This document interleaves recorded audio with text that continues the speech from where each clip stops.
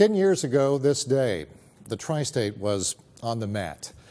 The November 6, 2005 tornado, the monster produced by a cocktail mix of 80-degree temperatures and a cold front, invaded our communities while many of us were sleeping. Some went to bed thinking it would be a night of thunderstorms and no more. It was not. Tonight, my special series, 10 Years, Then and Now. I meet with a fellow journalist who was there, doing his job, but ended up in a much different role. I could hear somebody screaming for help. Help is gone. That's when I decided to come on in.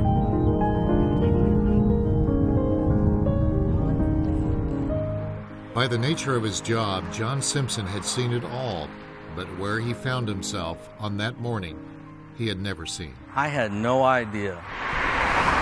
En route to Ellis Park, badly damaged by the tornado, John knew a tragic story was unfolding not far away, just to the northeast. The tornado pummeled the Eastbrook Mobile Home Park. John was on the interstate. He pulled over. He found only one way to get to the scene. I hopped over the guardrail, walked through briars that were about this tall, and ended up here, and I could tell the scream was coming just from over there. It was dark as could be out here. You could kind of make out the homes that were right against the highway, but you couldn't see any damage. He slowly made his way by foot throughout the bramble off the highway. I remember the thickets were kind of chewing me up.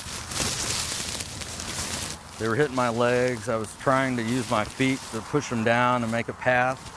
It was kind of brutal, really, getting through the thickets. He finally arrived at the scene. It was just too late to get out. Upside down in chaos. Can you wiggle your toe?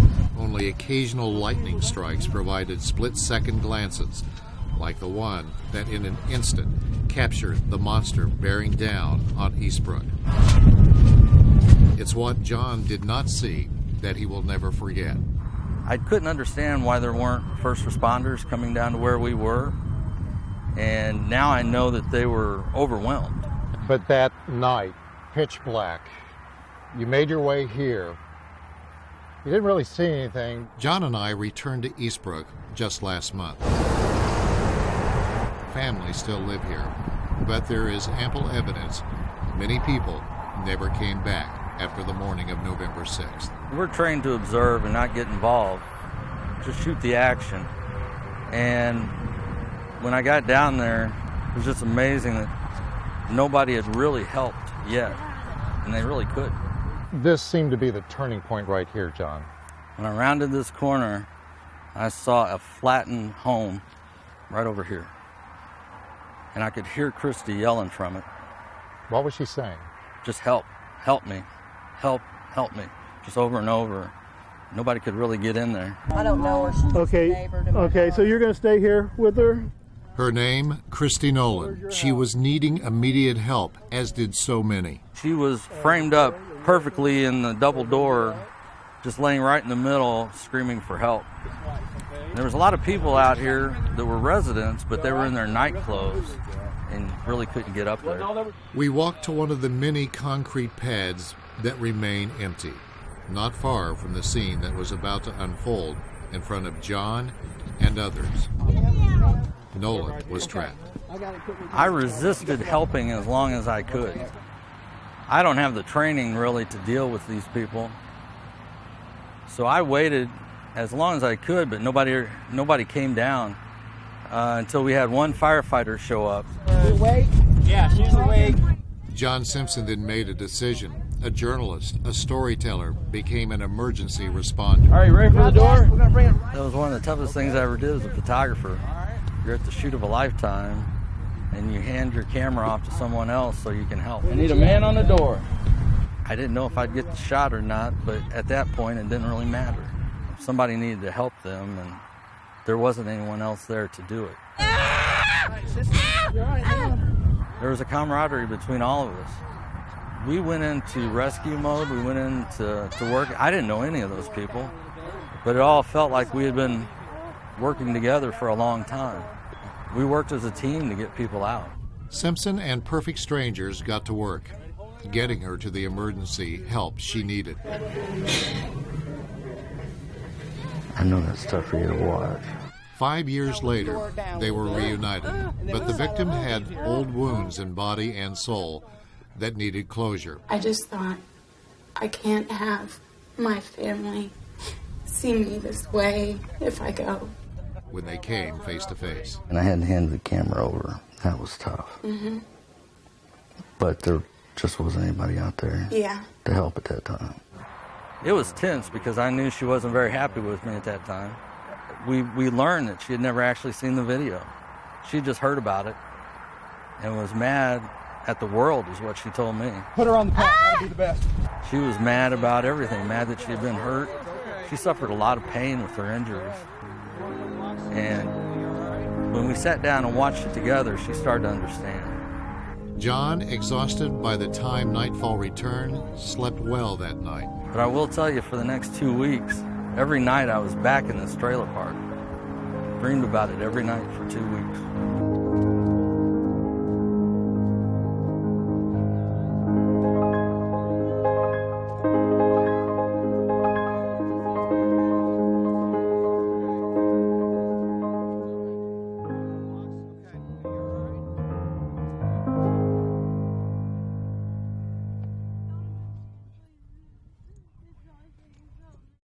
"10 years, then and now, our look at what we learned in the darkness of November 6, 2005.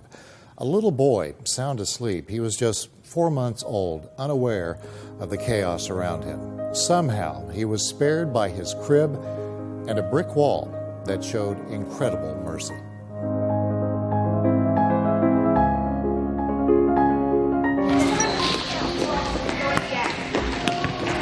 Going back 10 years ago, at that moment in time, I really didn't think this would ever be possible. For a moment, I didn't think he would be here.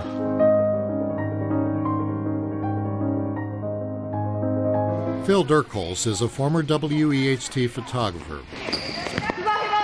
watching his 10-year-old son Christian at soccer practice. A youngster focused on the ball. It is played out millions of times, but in this story, he is doing so as though the darkness of November 6, 2005 never existed. Here we have the crib, the brick, and this was on the upper level, right? Right. And this is his room from the outside with the wall gone. Yep, when the wall fell onto the baby bed. Phil and Don Dirkholz had tucked their 3 children in bed just hours before the monster hit their Newburgh home, point blank. Nolan was 6 years old, Ellie was 3, and then there was Christian, just 4 months on this earth. Nolan, you're the big brother. You had a lot on your shoulders. You were 6 years old. What do you remember about that night? Well, I had a bedroom downstairs, and I kind of woke up to all these crashing noises, and Mom and Dad ran downstairs, and we had this little closet in my room, and it was like a separate little room, and I would draw on the walls and stuff, so we all stayed in there. And when we realized we forgot Christian upstairs, and my dad ran up there, I was kind of thinking, this is my time to kind of be the man of the house. Comforting Mom wasn't hard, it just kind of came naturally, so that's kind of what was running through my mind, was I got to keep Mom calm. I go, where's the baby? And that's when, gosh, I don't know how you describe that, mayhem, I guess, ensues. Didn't know really even just what happened, but we knew that I had to get there, so I took off running up the stairs, and the stairs were full of patio furniture, bricks, windows, you name it, it was sucked down into that stairwell. As I was running down the hall, I remember looking up and realizing there is no roof. Get back into his room, and I look, and there's a brick wall that had fallen in and smashed his crib. There was no noise of any kind. He lifted that wall literally with his shoulder, grabbing Christian. He was in one of those little sack sleepers, grabbing him out, and the next day, it took like 8 guys to move that wall. Phil and Don and their family stayed put, building a new home in the same spot and returning there 6 months later. But this is not a story about brick and mortar. It's a love story. A story about cruel selection from a storm that took so many lives. The tornado appeared to step aside on its destructive path in Newburgh. Oh, wait, are my glasses here? Here's the nightstand that they were on. Although neighborhoods were devastated, there were no deaths. For Phil and Don, among the chaos, there was some comfort. The house was blown apart. All of the pictures were gone off the wall, but every single crucifix was still in its place in the house, not moved. And those kids. Christian cannot remember, of course, but Ellie and Nolan do. They have grown closer. The storm, in some ways, made them grow up so quickly. It's important to me because not everyone has a family like I do, and my family is very special. And as he's grown older, looking back on that, it's like, if I lost him, I don't know what I would have done. He's a sweet boy. He can get on my nerves a little bit, but that's normal. And he's changed my life in major ways. This was actually a mural that was painted on the wall in Christian's room. And this frame was actually his headboard from the crib. We knew that had to be part of the decorations in his room. I honestly don't think that any of that could have been possible without somebody watching over us.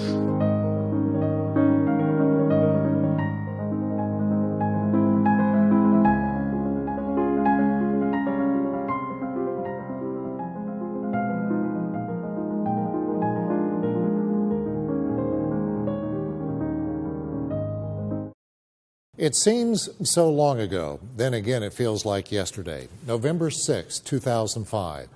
A monster broke our hearts, took so many loved ones away from us. Tonight I begin to look back and look forward. 10 years then and now. We'll not dwell on the past, but celebrate those souls we lost that night.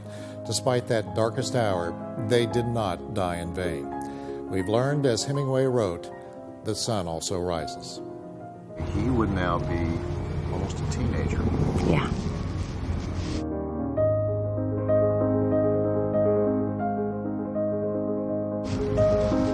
Do you talk to him still? I do.